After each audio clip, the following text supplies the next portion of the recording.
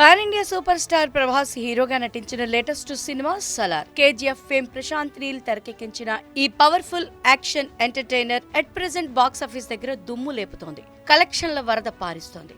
500 కోట్ల క్లబ్లోకి ఎంట్రీ ఇచ్చింది. ఇక ఈ క్రమంలోని ఈ మూవీ ఓటీటీ డేట్ పై ఓ ఇంట్రెస్టింగ్ న్యూస్ సోషల్ మీడియాలో వైరల్ అవుతోంది.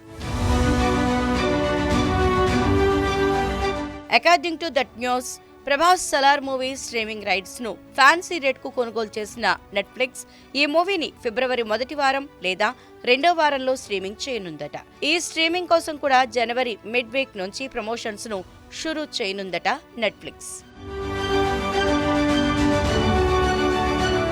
అయితే ఈ న్యూస్ అఫీషియల్ కాకపోయినప్పటికీ, నెట్ఫ్లిక్స్ నుంచి కూడా నేరుగా రాకపోయినప్పటికీ బాలీవుడ్ లో కాస్త గట్టిగానే వినిపిస్తోంది. అది కాస్త సోషల్ మీడియాలోకి ఎక్కి విపరీతంగా వైరల్ అవుతోంది.